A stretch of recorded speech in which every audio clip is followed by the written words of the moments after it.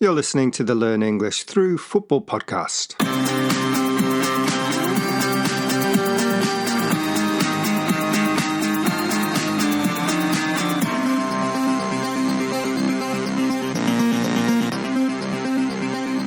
Hi there, everyone. I hope you are doing well and that you are enjoying all the football. My name is Damon, and I'm one half of the Learn English Through Football team. And I'm based in a bright but chilly Tokyo. How about you? What's the weather like where you are? And Damien, how are you? And what's the weather like in London? I hope it stopped raining.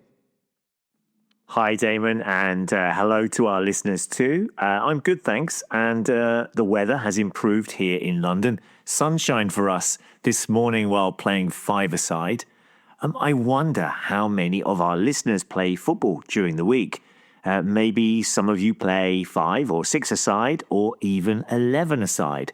Let us know what kind of language you use or hear while playing.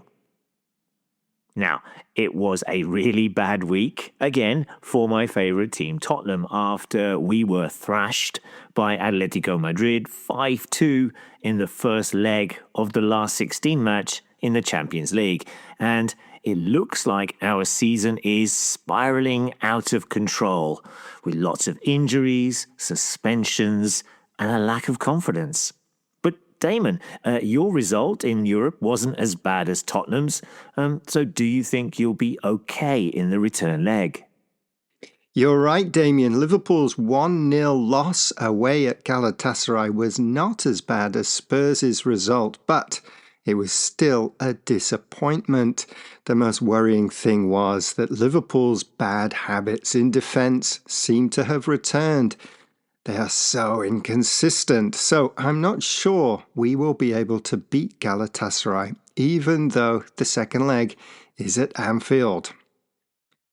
But before that match, Liverpool and Tottenham are going to meet in the second Learn English Through Football derby of the season this weekend. We'll be looking at that match and the return legs later in the show, along with another big game in our predictions section.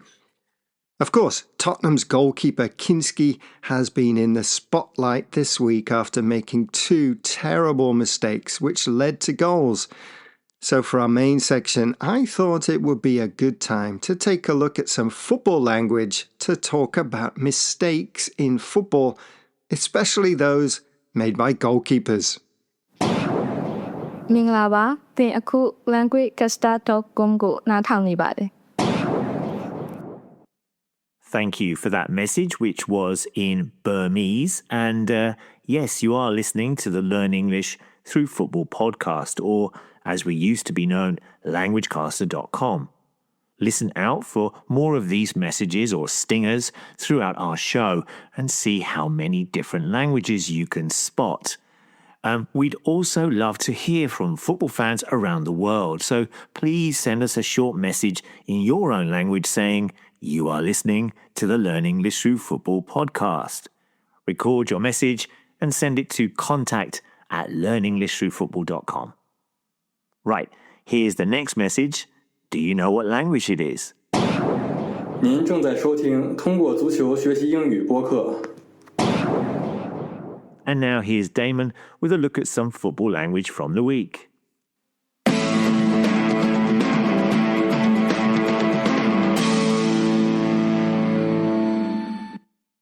Thanks, Damien. Right, as we said, we're going to look at expressions used to talk about mistakes made by goalkeepers. And the first phrase we have is goalkeeping gaffe. A gaffe is a noun, and it usually means a spoken mistake. The speaker says something that is embarrassing. In football, it is mostly paired with goalkeeping to mean an embarrassing goalkeeping error, a goalkeeping gaffe. Tottenham Hotspur's backup goalkeeper Kinski made 2 costly mistakes in their game against Atletico Madrid. News reports said he made a remarkable double gaffe. Both gaffes were mistakes with controlling and passing the ball. The fact that they both led to goals and both happened in the opening 15 minutes made them incredibly embarrassing for the keeper. A perfect time to use the phrase goalkeeping gaffe. But Kingski wasn't the only goalkeeper making mistakes in the midweek Champions League games. The Chelsea keeper, Jorgensen, also made an embarrassing mistake, which led to a goal in their game against PSG. Here is the Daily Mirror describing the game. The Blues had been looking good value for a draw until their goalkeeper, Philip Jorgensen, made a howler, which opened the door for the Champions League holders to all but end the tie. In this description, the phrase make a howler is used. A howler is another way to say gaffe. To howl is to make a noise, like a wolf, and we may also say to howl with laughter. So if someone makes a howler, people laugh at the mistake. They can't believe it because it was so bad. The keeper Jorgensen's error was also caused by passing the ball out from the back. He gifted the ball to PSG player Vitinha, who lobbed the ball into the empty net. It was a howler. Another phrase used to talk about big mistakes made by goalkeepers is drop a clanger, or just the noun, a clanger. A clanger is again an embarrassing mistake, usually used to describe someone saying something embarrassing. In football, like with gaffe, it is used for big mistakes. So, goalkeeping gaffe, a howler, and a clanger, all used to talk about goalkeeping mistakes. Now, they can also be used to describe outfield players' mistakes, but mostly these phrases are used with goalkeepers or at least defenders. Do you know any other phrases connected to the expressions we've used today? Or maybe you know some in other languages. If you do, then drop us a line at contact@learnenglishthroughfootball.com. State ascoltando languagecaster.com. Right, next up we have our predictions, and we have 4 matches to think about this week. Damien, give us your predictions for Liverpool v Tottenham, Chelsea versus Manchester United in the Women's League Cup final, and how about our 2 teams in the Champions League return legs? Você está escutando languagecaster.com. Liverpool versus Tottenham. Right, we are on a terrible run of form and can't seem to buy a win. We have even more injuries for tomorrow's game, so I am not confident at all. In fact, most Spurs fans are already focusing on the big game against Nottingham Forest next week rather than this one.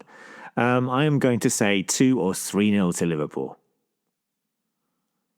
The Women's League Cup final, Chelsea versus Manchester United. Chelsea are not the force they once were in English women's football, so I think United have a good chance here. Maybe 1-1, but United winning on penalties. Now, the Champions League, Liverpool versus Galatasaray. I was talking to some Liverpool fans this morning, and they were not so confident about this one.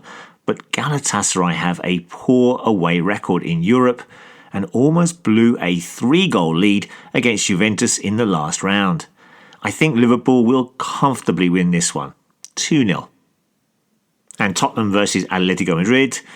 As I mentioned already, the main focus for Tottenham is the league game against Forest next week, so I think this will be 1-0 to the Spanish side. Hi, my name is Seigo. I'm a Kawasaki fan, and you're listening to languagecaster.com. Thanks for those predictions, Damien. I think I agree with all of them, except Liverpool versus Galatasaray. I've got a horrible feeling this is going to be a draw, and Liverpool will be dumped out the competition. The League Cup between Chelsea and Manchester United should be an interesting contest, and like you, I can see it going to penalties. Okay, those are our predictions, and listeners, why don't you practice your prediction language with us? What do you think will happen in any games that you're watching this week or the ones we've talked about? Let us know by coming along to our site or on any of our social media sites. You can find us on Facebook, on YouTube, Instagram, and many more. And remember, our website has a huge glossary of football terms with hundreds of expressions, phrases, and cliches about the beautiful game of football. We also have a forum where you can ask and answer lots of questions about the language of football. We have recently had questions on Into the Next Round and Miles Off It. And of course, tell all your friends about us and give us a like or a recommendation on your favourite podcast and social media platforms. Ακούτε languagecaster.com. Yes, that message was in Greek, and well done if you got that right. We have also heard messages in Burmese at the start, followed by Chinese, Turkish, Italian, Brazilian Portuguese, and a fan of Kawasaki. Right, thanks for listening. Enjoy all the football this weekend, and we'll be back with another football expression next week. Ta-ra! Bye!